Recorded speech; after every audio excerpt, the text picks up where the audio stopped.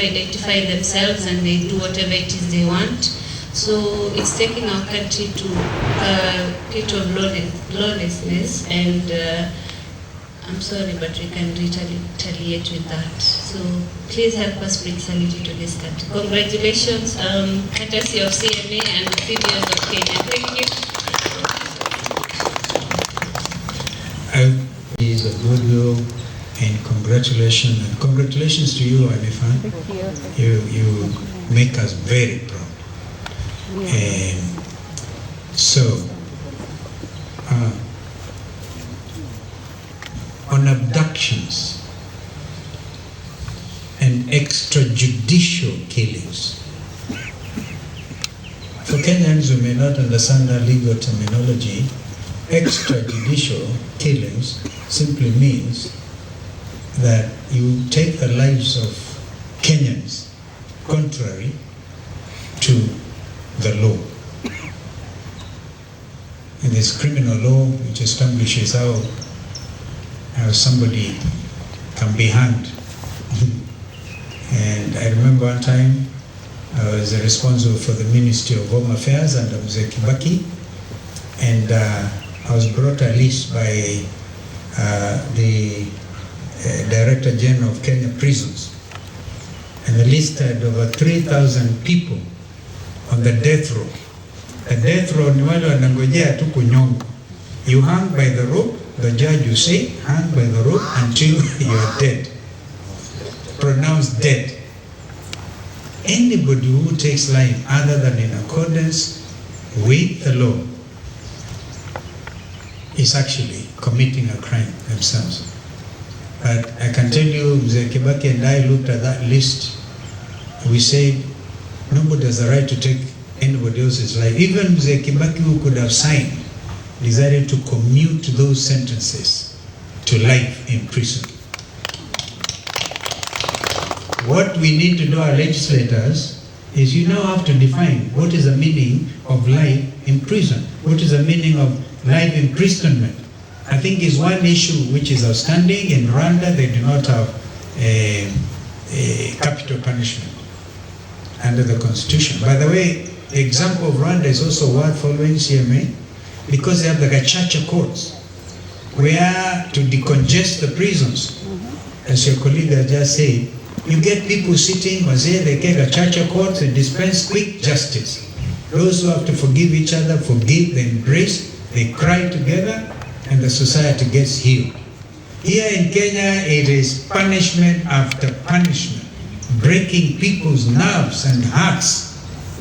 Abductions continue even as we speak, because I look at those Gen Zs who are sending what wherever, and here we are referring to data protection, which is also getting violated, and they follow young people, they abduct them, they kill them. You will not go unpunished. And that does not mean I'm not a peacemaker. We are told here and clearly, you cannot have peace without justice. Yeah, and you can also have development, as the late Desmond Tutu said, without no development, without peace as well. So these things are not contradictions. The times we live in are perilous times, and Kenyans are feeling it. We want to tell Kenyans, you are not alone. Broad-based, we heard over the weekend that kuna wengine wanaperemende, so I called it bread and peremende-based government. But that's okay, it's our country. That is not name-calling. You can be sure that you will never get from this awardee stone throwing. We will throw stones from our heads. Maybe sometimes we can do so with sharp criticism, but we will not take a panga and hurt a Kenyan. We will not get a stone and hit a fellow Kenyan. That is the message to the leaders. So let us be very sharp about this. Once again, thank you my brothers here, and young Gen Z here, Kamau. According to me, broke a world record here, Kenya. He drove from here to Luanda and drove back on Saturday. Young man driving himself. They have energy also. and they talk like Hanifa. They don't follow any protocol. I just tell you as it is. So may God bless our country. Kama kuna maswali, one or two, we can take. Have we got some questions? Yes, sir. I'm Chris Owino. I work for Ramogi TV. Yes, I've Ramogi. got two questions that are intertwined. The first one, I have just talked about the Azimio, and some days back, you alluded to the fact that you are planning to walk out of Azimio. Have you revoked the exit clause? And if not, perhaps when you're planning to do it? Is this what you're reporting from Ramogi? Please go and report correctly. We are not walking out of Azimio. Yes. For sure. We are not the type to walk out of a challenge. We face it head on. Yes. There will be need for, in order to consolidate opposition in Kenya, we will work with everybody. But if others walk out, because we can't. Our sister Mother Karua, for example, walked out. She gave notice. I don't think that DAP has given notice, or Wiper, or Jubilee. No. So, Chris, yes, just report that nobody is walking out from this side. And the ones who have given notice, and because we believe it is good. It is good. And we'll talk to everybody going forward. yes. Yeah? We'll talk to everybody so that we build a strong coalition. So when you talk about strengthening, actually, I think what I can tell you, a time is coming when we'll ask everybody to validate their membership in Azimio and expand. Others come, others leave. Because our Kenya Kwanza want to force everybody into one party. Right? We want Kenyans to know there's space in our side of the coalition. Okay, the second question. I hope you have corrected your mind. Sure. Okay, the second question. There seemed to be a growing camaraderie between you and the former deputy president regarding Gachagua, and this has led to some rumors and even speculation that perhaps you're planning to team up together. About speculations and rumors. So you just have to use your mind again to know camaraderie, the spirit of camaraderie. Even you, I want to buy you, or you buy me some coffee. People must be free to associate without, being insensitive. The time for hard talk is coming. Thank you. So, when I give it.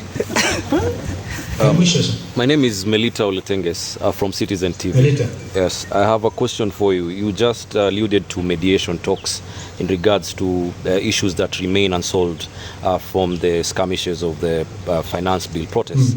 Is this also a sort of extending an olive branch or an anticipation of the same from the Kenya Kwanza government? No, just remind, I think it was Ruto himself who said there will be compensation. Kenyans are waiting. Or is it one of those usual? One of those usual. We'll keep on. And by the way, I don't think it's a matter sometimes of just being soft about it. This is deep. Kenyans are hurting. Their parents are waiting. There's two parents asking, where are our children? And you hear Inspector General Police saying, these are not under police. Who else carries a pin? Kama yule jamaa amezikwa kule Siaya juzi, found abducted or something, a pin. Nani anabeba pingu? Yeah. We have evidence of young people who were arrested and dumped in the rivers, some in I think Murang'a, Kware. The Kware issue, by the way. And here I want to make a very clear statement. If there is government still in place, can you go and clear Kware? Yani isafishe majeshi yende pale isafishe hapo na hapo mahali patengenezwe. So it's not enough to go and tell the world in Baku. Baku is the capital of Azerbaijan. Kwamba hey, we are cleaning the Nairobi River. Start with the Kware. And maybe there are still more bodies there in Kware. So we must stop this. I was going to use a term which is not mediation free. Thank you. Thank you.